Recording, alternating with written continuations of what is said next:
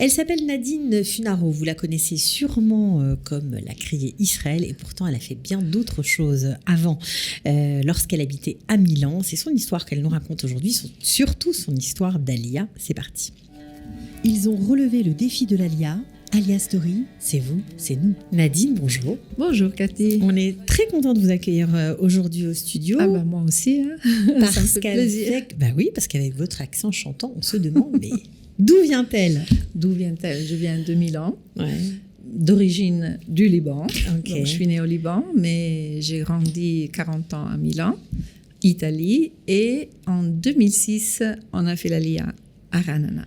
Alors, pourtant, vous étiez très bien installé. Votre mari était importateur de poissons. Vous aviez votre business d'architecture d'intérieur. C'est ça. La vérité, on avait une vie très belle à Milan. Une communauté aussi juive très, très belle, très unie.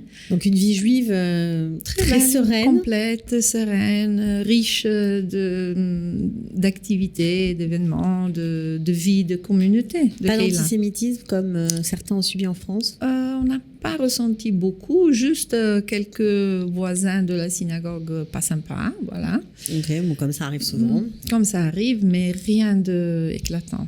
Voilà. D'accord. Alors, qu'est-ce qui s'est passé? C'est passé que nous, petit à petit, on est devenus de plus en plus observants, religieux. Plus religieux. Plus religieux. Et donc, il n'y avait plus la possibilité des études d'école religieuse à Milan pour à partir de 13 ans. Donc, il y avait l'école religieuse jusqu'à 13 ans. Jusqu'à 13 ans. Et donc, mon fils allait finir la dernière année. Et donc, l'année d'avant, on a décidé que ça y est, c'est arrivé le moment de prendre une décision. Soit on envoie mon fils, l'enfant toute seule, comme il faisait les familles religieuses de la ville, toute seule étudier ailleurs, dans une yeshiva. Soit c'était nous qui accompagnions les enfants. Ce parcours. Et on a décidé de faire ça. Donc, vous aviez celui de 13 ans, mais vous en aviez d'autres plus petits. Plus petits, voilà. Lui, il était le plus grand. Donc, on aurait eu la même histoire. Le même problème. Après, on ne voulait pas se séparer. Pour nous, la famille, c'est tout. Donc, on a décidé de faire ça. Ça, c'était la première motivation qui nous a poussé à donner une date. OK? Mais il y avait plein de choses. Franchement, en Italie comme en Europe, on voyait que déjà, il n'y avait pas beaucoup de futur pour les jeunes, et les jeunes juifs en particulier. La vie juive était très belle, ok, mais c'est toujours comme une boule. Tu construis ta vie entre la synagogue, l'école, la maison, les peu de familles, parce que c'est une petite communauté, Milan, c'est pas comme Paris. Il y a en tout 5000 juifs. Donc, c'était pas la vraie vie italienne. Ça veut dire que vous n'étiez pas dans la vie italienne, c'est ça? Vous n'étiez pas dans la vie civile italienne? Pas la politique, pas le... On pouvait faire, mais c'était toujours limité pour le fait qu'on était quand même religieux. Donc, on ne profitait pas des restaurants, que c'est le top de l'Italie, le mieux. Si on ne mange pas en Italie, c'est pas bon. Quoi. Voilà, c'est ça. Et puis, voilà, plein de choses qu'on ne participait pas. On essayait de faire une vie le plus juive possible, même pour les enfants. C'était très construit. Mm-hmm. Et donc, on a pensé à Israël vraiment comme la possibilité de vivre librement notre judaïsme. Libre. Notre judaïsme, le fait de pouvoir mettre une kippa sans penser « non, je dois mettre le chapeau, je ne dois pas me faire reconnaître », toutes ces choses-là qui vraiment, ça dérange beaucoup. Ça commençait à vous peser. Ça commençait à nous peser. Et même le climat a joué un rôle. Oui. La vérité, oui. À Milan, le climat, c'est un peu comme Paris. Très froid en hiver, toujours gris. Le soleil, c'est très rare. Et on était très, très chaud et on vit fermé dans les maisons. Les enfants ici, ils grandissent dehors, dans la rue, dans les parcs, avec beaucoup des amis. C'est magnifique grandir des enfants ici. C'est pas facile. On va y venir, ma chère, on va y venir. C'est pas facile, mais ça vous a donné envie. Alors, est-ce que vous vous êtes préparée pour venir? Oui. D'abord, on avait une maison à Eilat depuis quelques ans. Et donc, le fait de venir en vacances dans une maison, ça ça nous a permis de connaître un petit peu la vie de tous les jours. Parce que vous allez au supermarché faire les courses. On allait au supermarché, on allait à la poste, on allait à la banque pour payer les choses. Et c'était une vie différente d'hôtel. Donc vraiment, c'était plus le touriste et c'est tout. On a commencé à connaître les voisins israéliens. On voyait, il y avait une école devant nous.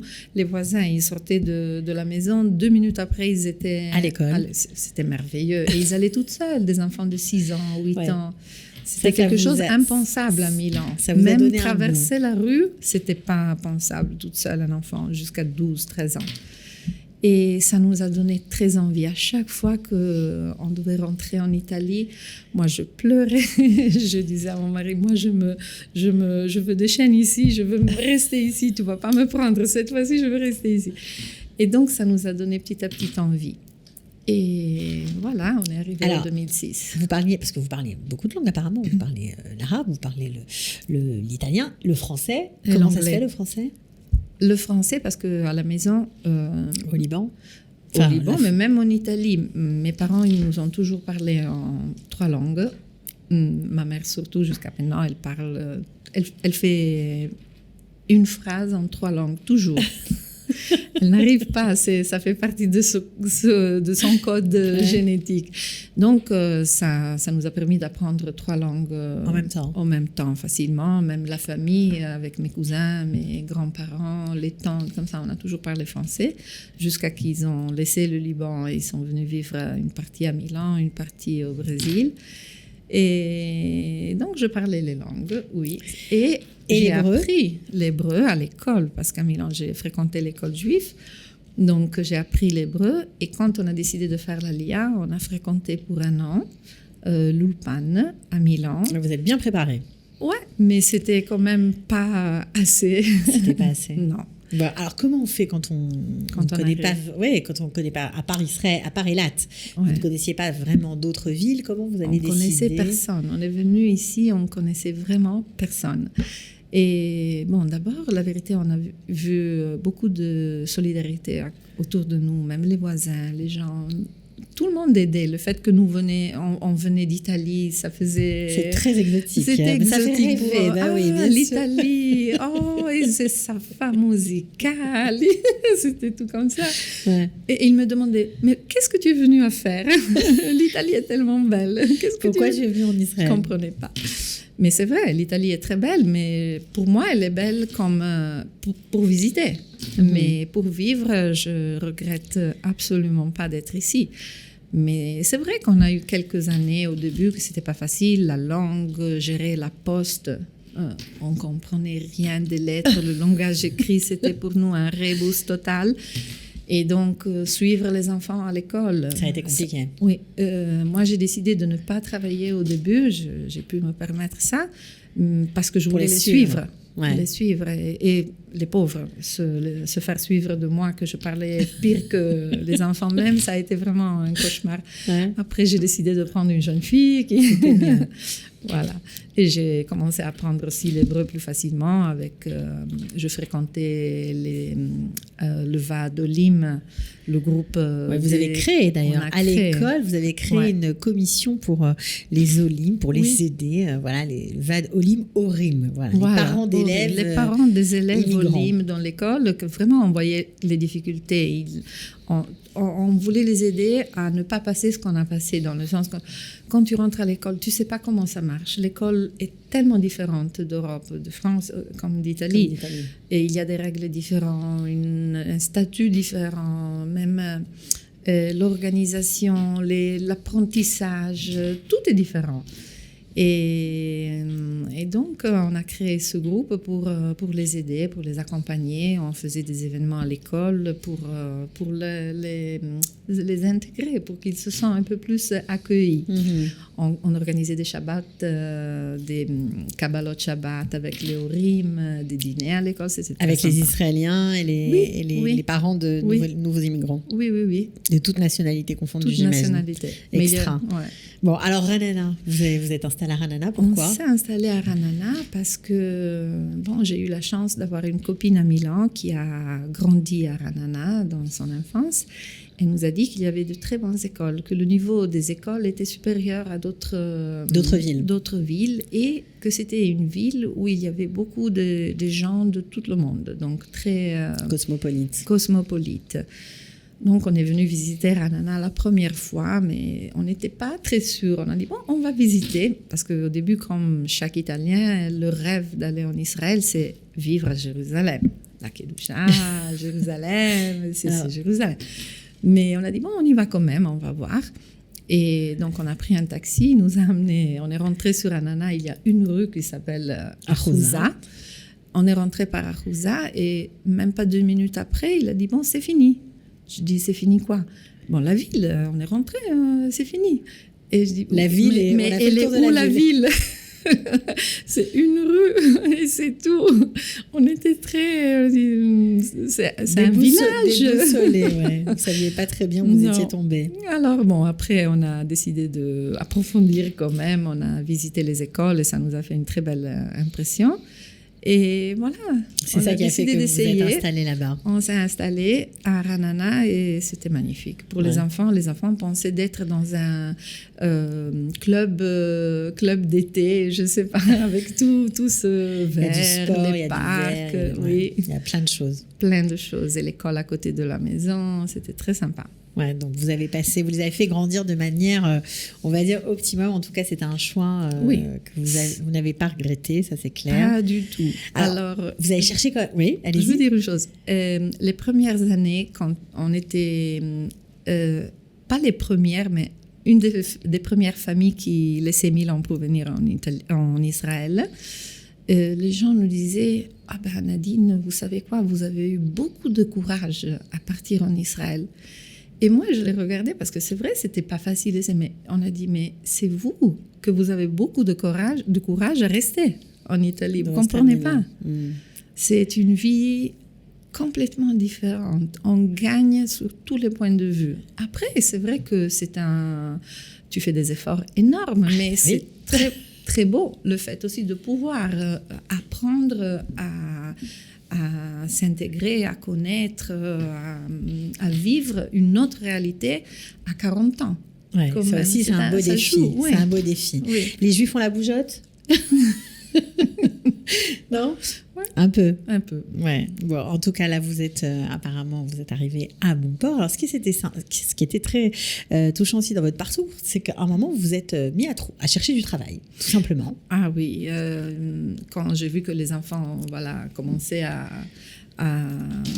avancer bien eux-mêmes vers l'âge de 46 ans comme ça, j'ai vu qu'il y avait une annonce qui est passée que Armani Casa de Tel Aviv cherchait quelqu'un pour suivre la clientèle sur place et pour voyager et suivre les fournisseurs de Milan. À Milan. Donc c'était parfait pour vous. Parfait. Parce que vous étiez architecte d'intérieur, voilà, vous aviez eu plein de clients, donc c'était votre domaine, quoi. Voilà, parce que moi je me suis dit, ok, un jour je veux faire l'équivalent, je veux faire aussi le métier ici, mais peut-être avant, j'aimerais bien faire une expérience dans la réalité en tant que salarié pour voir comment ça se passe. Donc j'ai envoyé mon CV. Et j'ai reçu comme réponse que le CV, il est vraiment extraordinaire, diplômé au Polytechnique de Milan, travaille 15 ans avec mon bureau et tout ça, des expériences ici et là, la langue. Mais c'était écrit, c'est parce que nous recherchons une personne plus jeune à former. Ça a été une gifle. Une gifle? Une gifle, parce que je m'attendais pas. J'étais sûre que ça pouvait aller, ou bien il y avait des autres raisons. Mais pas ça. J'ai pas parlé ni de prix, ni de salaire, rien. Même pas ça. Ils m'ont pas donné la possibilité de me présenter. Ça vous a appris quelque chose sur la société israélienne? Oui. Après, j'ai ouvert les yeux et j'ai commencé à regarder et j'ai compris qu'ici, il y a beaucoup des opportunités pour les jeunes. En fait, même dans les grandes boîtes de high-tech comme ça, c'est toujours à la recherche des jeunes. Vraiment, c'est un pays très jeune. Et ils font beaucoup de confiance aux jeunes. On le voit même dans les universités, dans les écoles. C'est un système complètement différent. Et l'expérience, ça vaut, mais jusqu'à un certain point, pas tellement. S'il y a un jeune brillant comme ça, il va prendre la place. Il pense, les entreprises font beaucoup d'échanges. C'est-à-dire, tu arrives à un certain âge, tu commences à être pas sûr de pouvoir tenir ta place. Ouais, pourquoi ? Parce que tu as déjà ton âge, ça y est. Ouais, bah après on peut se recycler. Si on peut tout recommencer, c'est pas un problème. Il faut recommencer, oui. Il faut recommencer, mais ça a été un grand problème même. Je connais beaucoup des amis comme ça, qu'à l'âge, ils ont fait leur alia au même âge, entre les 40 et les 50 ans, et ils ont beaucoup du mal à accrocher la grande, retrouver du travail. À trouver du travail à la hauteur de leur qualité et leur expérience. Mm-hmm. Alors vous, finalement, vous avez un peu délaissé votre métier, on va le dire, pour rejoindre l'univers dans lequel vous avez évolué toute votre vie par le métier de votre marque, puisque vous êtes maintenant mis à créer un business de poissons. Alors, on ne va pas tout détailler parce que ça fera sûrement l'objet d'une autre émission, mais c'est un jeune, votre fils, qui vous a, a tiré la cloche, on va dire. C'est ça ? Oui, c'est vrai. Il a commencé, quand il s'est marié, il a commencé à travailler avec mon mari dans l'importation de poissons. Et il a compris qu'il y avait un besoin dans les familles, dans le besoin de tous les jours, pas forcément dans les grossistes. Donc, il a pensé à ses amis, à les familles de la communauté comme ça, qui continuaient à demander, mais vous travaillez vous savez où il arrive le bon poisson. Amenez-nous à manger du bon poisson. On ne peut plus du congelé ou des trucs de même poisson de toujours. Et donc, il m'a pris, il m'a dit, maman, écoute, tu parles les langues, tu aimes parler, tu as expérience avec les gens, tu écoutes. Viens, on monte cette petite... Viens m'aider. Ça a commencé comme ça. Je dis, tu es jeune, après toi, tu prends la chose. Oups. Oui, c'est pas grave. Après toi, tu prends la suite. Tu prends la suite et tu vas continuer. Et ça dure 5 ans. Ça fait 5 ans que ça dure. Ça fait déjà 5 ans et je suis encore là, complètement immergée dans le poisson. C'est plus de l'aide, c'est devenu notre entreprise. Ouais. Oui. À tous les deux. Mère et fils. Ouais. C'est beau. Voilà. Vous n'imaginiez pas ça. Non. Lorsque vous avez fait votre alia. Non, c'était. C'est pour lui que vous êtes venu. C'est pour lui que vous êtes venu. C'est pour lui que nous sommes venus. Et c'est lui qui vous donne la parnasse aujourd'hui. C'est extraordinaire. C'est sympa, oui. Bon, en tout cas, on vous souhaite bonne chance. Merci Cathy. Bravo, continuez bien. Quel joli parcours d'Alia. Voilà, en plus avec le sourire et l'accent chantant. Alors ça, c'est le bonheur pour nous. Merci. Je suis sûre que vous avez donné beaucoup d'énergie à ceux qui vous ont écoutés aujourd'hui. C'est sûr. Et on souhaite à tous les Italiens de venir vous rejoindre. Oui, on les attend. Ils ont déjà commencé, de toute manière. Ouais. La vie, maintenant, la porte est ouverte. La porte est ouverte. À très bientôt, en tout cas, Nadine Funaro. À bientôt, Cathy. Au revoir. Ciao, bye. Ciao. Ils ont relevé le défi de l'Alia. Alia Story, c'est vous, c'est nous.